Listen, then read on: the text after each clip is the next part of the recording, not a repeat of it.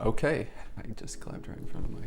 Okay, hello everyone. Thank you for coming back to my channel where my goal is to help you help yourself by giving you some idea of how you can help develop your reading skills and your writing skills, and more generally just your ability to critically engage with the world around you, because I think that practicing these skills can put you in a better position to actualize your full potential and to help you achieve your goals. And that's really what I want to help you do. So today I'm going to be talking about why reading is boring, and I'm going to be talking about it with the intention of helping you make it something that you might actually be able to enjoy after a while, although maybe you already do, in which case I've tried to cram as much information into this video as I can so that you still might be able to learn something that's engaging and rewarding and maybe even a little bit exciting. And I will say before I go any further that this is a topic that's near and dear to my heart. So I hope you stick around until the end, because I really think that reading is an invaluable skill and habit that can help you in all kinds of ways if you're willing to contend with what makes it so painfully boring at times. But without further ado, let's dive in. Okay, I will begin by describing a scenario that I think most of us are familiar with. This is an experience many of my students have had, and one that I myself have experienced, I don't know, countless times. I couldn't even begin to tell you how many. So this is a situation. We're assigned a book for some class. Maybe it's in high school, maybe it's in college, but some book is assigned to us with the understanding that once we've finished reading it, we'll be tested on our comprehension in one way or another. Maybe that means an essay, maybe that means an exam, but basically the measurement of our understanding of the assigned reading is oftentimes torturous. It's anxiety producing and it's stressful because, who wants anything to do with tests? I don't like tests. I don't know if I've ever met a person who likes tests, especially in an academic environment. And this, in my opinion, is one of the big reasons why so many people find reading to be so painfully boring. Having no say in the information that we consume completely takes the fun out of whatever it is that we're learning. And unfortunately, I'm not so sure that I have a solution to offer on this front. Learning is just less fun when it's enforced. As much as I wish I could, offer some quick fix for this problem, it's nearly impossible to imagine what a potential educational alternative would look like if it was going to be the new norm for the millions of children moving through the public school system. And it's so awful that the situation I mentioned before is a common experience for many young people. We have responsibilities for a number of different classes, the value of which oftentimes seems less applicable to our own hopes for the future than we can easily decipher. We're always struggling to keep pace. There are maybe 30 other students in any given classroom, meaning we're lucky if we get 5 minutes of one-on-one time with our teacher, who, by the way, oftentimes has more than 100 kids coming in and out of their classroom at any given day.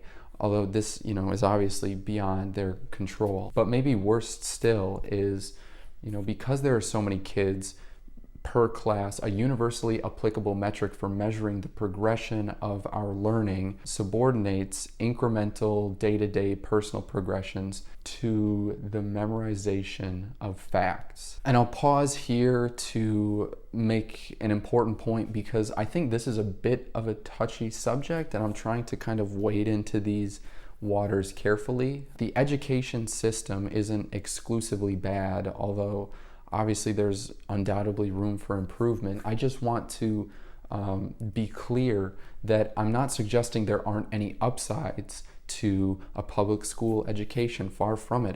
A baseline needs to be established. Systems require baselines. Systemized education requires generalized examinations. And beyond that, the sheer number of young people who receive an education every year is nothing short of a miracle. At the time of this video's filming, the American public school system has more than 50 million attending students.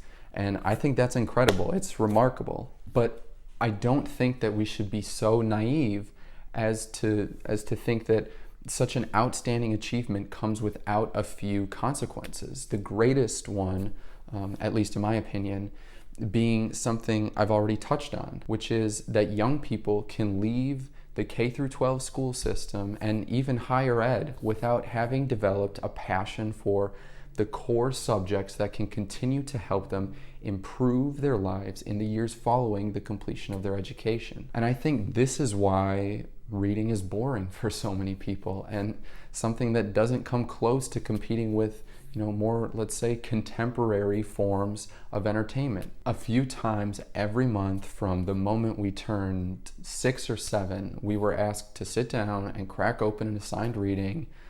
So, starting at a young age, reading in this specific example, but I would say all subjects more generally, would oftentimes be one of the reasons we couldn't spend our time the way we wanted to. And on top of that, the sheer number of students moving through the K through 12 school system means a great many are simply uninterested. Their passions lie elsewhere in a domain that the system is simply not able to account for. I think that's normal and not unique to the institution of education. Although, for reasons I've already mentioned, the fact that these passions lie elsewhere is, in my estimation, completely understandable. But let's be honest now, what kind of associations are they going to make with reading books and just reading more generally? And maybe most importantly, what are those associations going to translate to as they grow older? And I think that they translate to, people believing that reading is boring and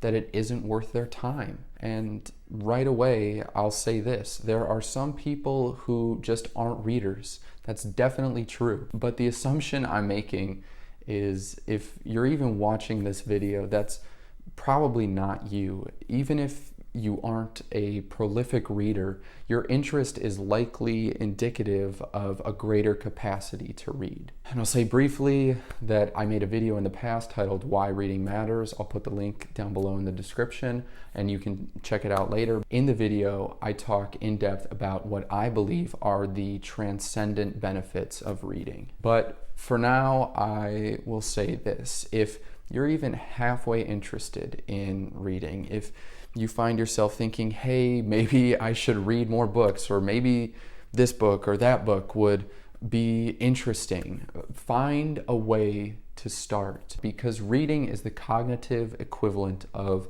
weightlifting. It trains your brain, it trains your ability to focus. But again, that's in my video, Why Reading Matters, and I want to stick to why reading is boring. If you're interested in reading, believe me when I say that it's worth your time. I don't care what books you buy, and I mean that seriously. If your tastes are different, you should focus on following them. I think the reason so many people find reading boring is because of reasons I've already laid out. It's been habitually associated with something negative from the time they first began to read. And in order to break that habit change, it's crucially important that you read books that interest you. Sure, there's a literary canon. I love the canon. I don't care what anyone else says.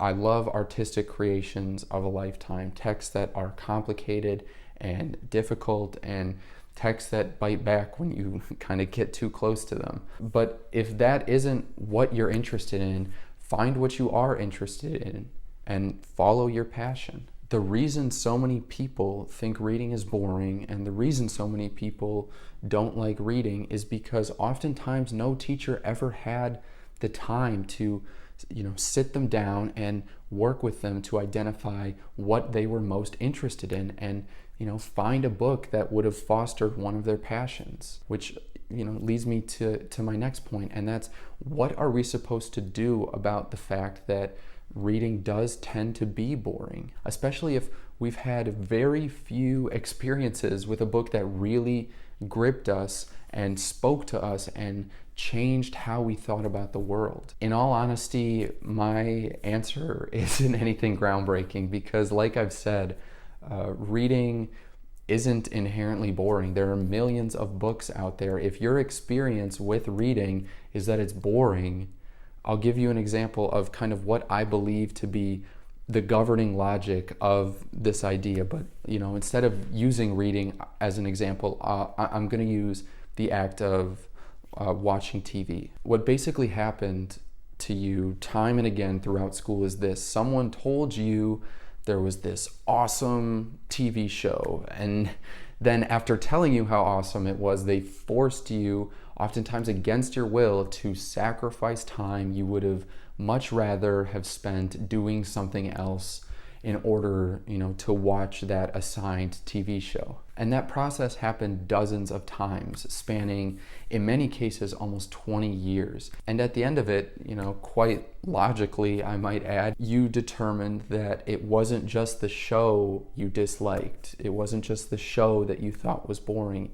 but the idea of watching TV itself. My hope is that when I frame it like that, you get some idea of what I'm really trying to get across to you. And that's that for a number of complicated reasons, reading has been forced on you. Books that you didn't get to pick were forced on you, but really reading is so much more than the books your high school English teacher tried selling you on. And that's kind of the point that I want to leave you with. And so in closing, I'll just say this: reading is, in my opinion, what you make it. You can find any number of books that interest you regardless of the subject. There are billions of books out there. To think that none of them are of interest to you, I mean, it's simply not the case. And that isn't to say that reading is easy. It can be hard. It's difficult work, but it will train your brain the way that any physical exercise can train your body, which is something I've talked about at greater lengths in plenty of other videos. And that's really why I think reading is worth your time, and that's why you should dedicate yourself to reading, which again is most fundamentally a focus exercise. And that doesn't mean you have to spend hours at a time reading. It can be as simple as 15 or 20 minutes here, or a half hour there. But it's the idea that if you do it consistently enough, even in small increments, that time is going to add up. It's going to compound. And that's what's going to make, a difference in your life over the long term. As difficult as it may be, try to disregard the reasons you think reading is boring long enough to search out a book that interests you and seems relevant and applicable to the specific circumstances of your life. Because reading can help you make a better version of you. Okay, and with that, I just want to say thank you for sticking with me. I know this was a lot. Hopefully I was able to give you some idea of why reading is boring, and more importantly, what I think you can do about it. And as always, I want to thank you for sticking with me through this video. I hope I've been, at least a little helpful. Please let me know what you think in the comment section down below. If you did find this video helpful or useful or interesting, I ask that you please like and subscribe. I think that's it. Okay, have a nice day, and I will see you soon.